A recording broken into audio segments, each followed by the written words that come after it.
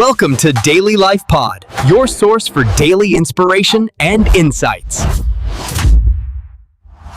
ఈ మధ్యకాలంలో growth mind set అనే పదం మనమెక్కడ చూసినా వినబడుతూనే ఉంది. అవును, ఒక పెద్ద బజ్వర్డ్ అయిపోయింది. కార్పొరేట్ మీటింగ్ల నుండి పిల్లల స్కూల్స్ వరకు అంతా దీని గురించే. మనలో చాలామంది ఓహ్, గ్రోత్ మైండ్ సెట్ అంటే కష్టపడితే ఏదైనా సాధించొచ్చు అని నమ్మడం కదా అని అనుకుంటాం. పైపైన చూస్తే అదే అనిపిస్తుంది. కానీ ఈరోజు మనం పరిశీలిస్తున్న మూలం ప్రకారం మనలో చాలామందికి దానిపై కేవలం ఒక సూపర్ఫిషియల్ అవగాహన మాత్రమే ఉంది. నిజమే. ఈ భావనను క్యారోల్ డ్వెక్ మనకు పరిచయం చేశారు. ఈరోజు మనం పైపైన కనపడే అర్థాన్ని దాటి దాని లోతుల్లోకి వెళ్దాం. అంటే ఫాల్స్ గ్రోత్ మైండ్ సెట్ వంటి సాధారణ తప్పుల గురించి కూడానా? అవును, వాటి గురించి మరియు దీన్ని నిజంగా మన జీవితంలో ఒక భాగంగా ఎలా మార్చుకోవాలో చర్చిద్దాం. మీరు చెప్పింది చాలా కరెక్ట్. ఇది కేవలం పాజిటివ్గా ఉండు అని చెప్పే మరో సెల్ఫ్ హెల్ప్ సలహా కాదు. అస్సలు కాదు. ఇది మన మెదడు ఎలా పనిచేస్తుంది, మనం సవాళ్లను, విమర్శలను, ఇంకా ఇతరుల విజయాన్ని ఎలా చూస్తామని దాని గురించిన ఒక సైంటిఫిక్ ఫ్రేమ్వర్క్. అవును. ఈ మూలంలో ఆసక్తికరమైన విషయమేంటంటే, ఈ రెండు మైండ్ సెట్లు, ఫిక్స్డ్ మరియు గ్రోత్, మన జీవితంలో ఎంత అదృశ్యంగా కానీ ఎంత శక్తివంతంగా పనిచేస్తాయో ఇది వివరిస్తోంది. సరే, అయితే మనం కేవలం వాటిని నిర్వచించుకోవడమే కాకుండా మన రోజువారీ నిర్ణయాలను అవి ఎలా ప్రభావితం చేస్తాయో కూడా చూద్దాం. తప్పకుండా. సరే, అయితే అసలు పాయింట్తో మొదలు పెడదాం. ఈ ఫిక్స్డ్ మైండ్ సెట్ అంటే మన టాలెంట్, మన తెలివితేటలు ఇవన్నీ పుట్టుకతోనే వచ్చేస్తాయి, వాటిని మార్చలేం అని అనుకోవడం. అవును, బేసిక్గా అదే. కానీ ఇక్కడ అసలు ప్రమాదమది కాదు. ఈ మూలం ఒక చాలా లోతైన విషయాన్ని చెప్తోంది. అదేంటంటే, ఈ నమ్మకం మన జీవితాన్ని ఒక పెద్ద సుదీర్ఘమైన పరీక్షలా మార్చేస్తోంది. ఓ, ప్రతి ప్రాజెక్ట్, ప్రతి సంభాషణ, ప్రతి చిన్న పని కూడా మనం తెలివైన వాళ్ళమా కాదా, మనకా టాలెంట్ ఉందా లేదా అని తేల్చే ఒక తీర్పులా అనిపిస్తోంది. కరెక్ట్. ఆ ఒత్తిడి ఎలా ఉంటుందంటే, మనం ఎప్పుడూ మనల్ని మనం నిరూపించుకోవడానికే ప్రయత్నిస్తుంటాం. ఒకవేళ ఫెయిల్ అయితే అదే భయం. అది మన అసమర్థతకు శాశ్వతమైన గుర్తుగా మిగిలిపోతుందని భయం. అందుకే ఫిక్స్డ్ మైండ్ సెట్ ఉన్నవాళ్లు సవాళ్లను చూసి భయపడతారు. కొత్త విషయాలు ట్రై చేయడానికి అస్సలు ఇష్టపడరు. ఎందుకంటే తెలియని దానిలోకి అడుగు పెడితే ఫెయిల్ అయ్యే ఛాన్స్ ఎక్కువ కదా. అవును, ఆ ఫెయిల్యూర్ వాళ్ల తెలివైన వాళ్ళు అనే ఇమేజ్ని దెబ్బతీస్తుంది. ఇంకా దారుణమేంటంటే, వాళ్లు కష్టపడటానికి కూడా ఒక బలహీనతగా చూస్తారు. నిజంగా టాలెంట్ ఉంటే ఇంత కష్టపడాల్సిన అవసరం ఏముంది అని అనుకుంటారు. సరిగ్గా అదే ఆలోచన. దానికి పూర్తి భిన్నంగా గ్రోత్ మైండ్ సెట్ ఉంటుంది. ఇక్కడ జీవితం ఒక పరీక్ష కాదు, అదొక నేర్చుకునే అవకాశం. అవును, మన సామర్థ్యాలు పుట్టుకతో వచ్చినవి కావు.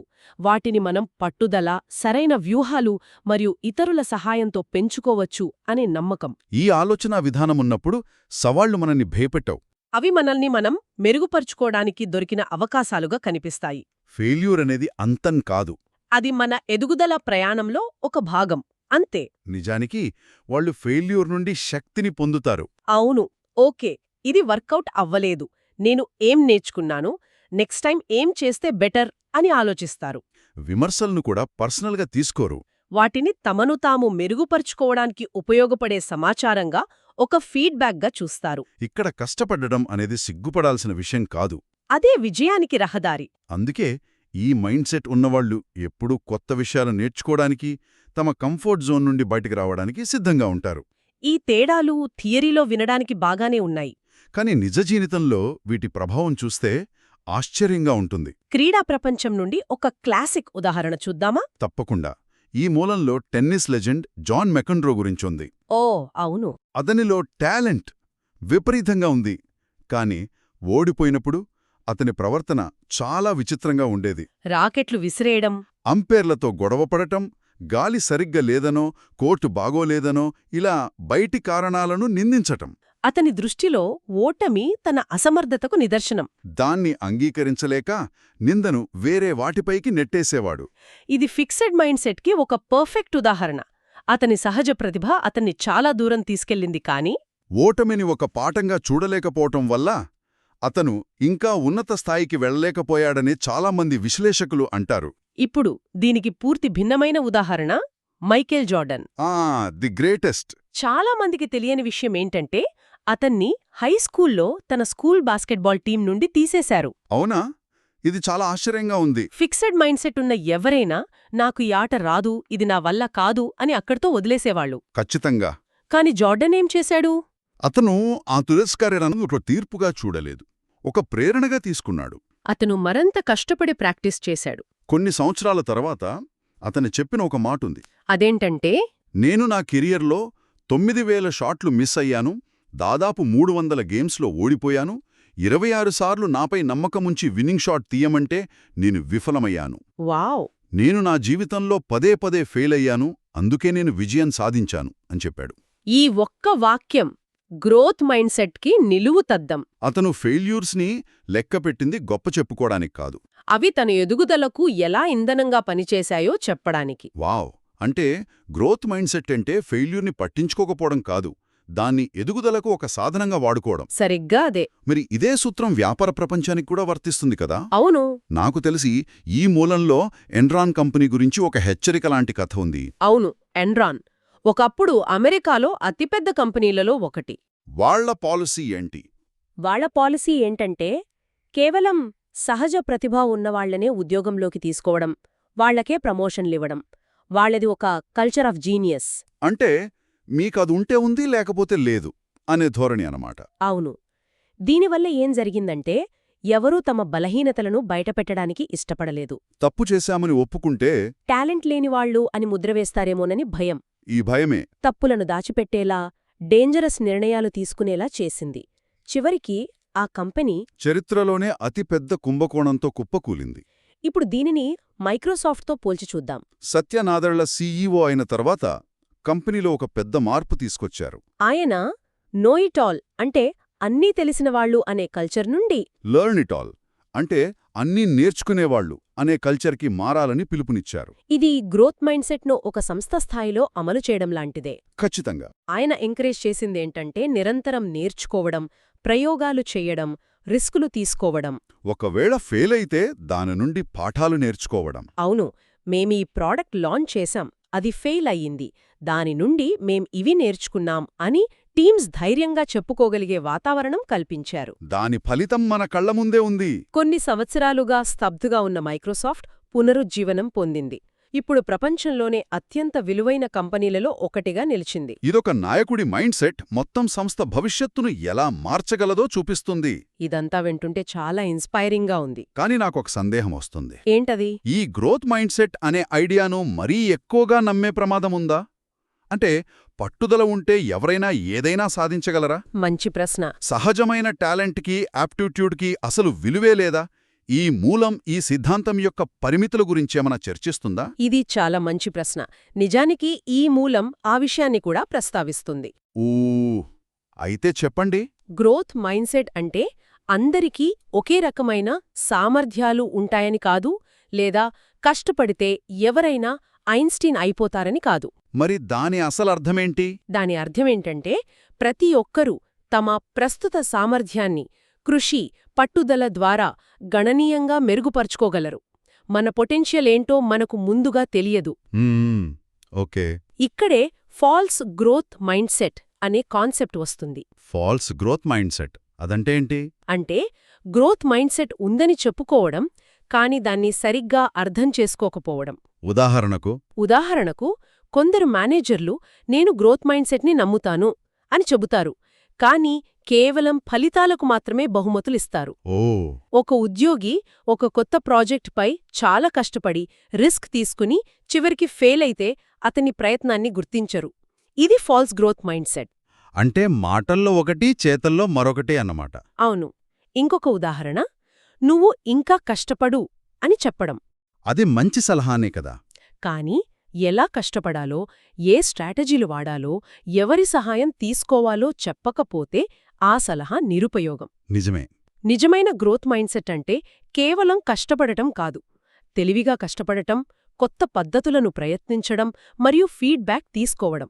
ఇది చాలా ముఖ్యమైన పాయింట్. అంటే కేవలం ప్రయత్నాన్ని మెచ్చుకుంటే సరిపోదు. ఆ ప్రయత్నం సరైన దిశలో ఉందా, దాని నుండి మనం ఏం నేర్చుకుంటున్నాం అనేది కూడా ముఖ్యం. ఇది మిన్న తర్వాత నాకు ఇంకో ప్రశ్న వస్తోంది. అసలు ఈ నమ్మకాలు ఫిక్స్డ్ లేదా గ్రోత్ మనలో ఎలా ఏర్పడతాయి? మనం పుట్టుకతోనే ఇలా ఉంటామా? లేదు, మనం పుట్టుకతో ఇలా ఉండం. మరి ఎలా? మన చిన్నప్పటి అనుభవాలు, ముఖ్యంగా పెద్దలు మనతో మాట్లాడే విధానం మన మైండ్ సెట్ని రూపొందిస్తుంది. అవునా? ఈ మూలంలో ఒక అద్భుతమైన ఉదాహరణ ఉంది, పిల్లలను మెచ్చుకునే విధానం గురించి. చెప్పండి. ఉదాహరణకు, ఒక పిల్లాడు ఒక పజల్ పూర్తి చేస్తే మనం వావ్, నువ్వు చాలా తెలివైనవాడివి అని మెచ్చుకున్నామనుకోండి. అది మంచిదే అనిపిస్తుంది కదా. కానీ తెలియకుండానే మనం వాళ్లలో ఒక ఫిక్స్డ్ మైండ్ సెట్కి బీజం వేస్తున్నాం. అదెలా? వాళ్ళని తెలివైన వాళ్ళు అనడం వల్ల నష్టమేంటి? అది వాళ్ళకి కాన్ఫిడెన్స్ ఇస్తుంది కదా. తాత్కాలికంగా ఇస్తుంది, కాని దానివల్ల వాళ్ళు ఏం నేర్చుకుంటారంటే తెలివిగా కనిపించడం ముఖ్యం అని. ఓ. వాళ్లు తమ తెలివైన అనే లేబిల్ని కాపాడుకోడానికి ప్రయత్నిస్తారు. ఇప్పుడు వాళ్లకి అంతకంటే కష్టమైన పజిలిస్తే దాన్ని ప్రయత్నించడానికి భయపడతారు. ఎందుకంటే ఒకవేళ దాన్ని చెయ్యలేకపోతే నేను తెలివైనవాడని కాదేమో అని అందరూ అనుకుంటారని భయం. ఆ లేబుల్ ఒక బరువుగా మారిపోతుంది. ఓ, అది చాలా సూక్ష్మమైన విషయం. నిజమే. అంటే ఆ ప్రశంస వాళ్ళని సవాళ్లను తీసుకోకుండా ఆపుతుంది. అవును. మరి దీనికి బదులుగా ఎలా మెచ్చుకోవాలి? వాళ్ల తెలివితేటలను కాకుండా వాళ్ల ప్రయత్నాన్ని, పట్టుదలను, ఉపయోగించిన పద్ధతులను మెచ్చుకోవాలి. ఎలా? వావ్, నువ్వు ఆ పజిల్ కోసం చాలా కష్టపడ్డావు, లేదా నువ్వు వేర్వేరు పద్ధతులు ప్రయత్నించడం నాకు బాగా నచ్చింది, లేదా నీ పట్టుదల చాలా గొప్పది అని చెప్పాలి.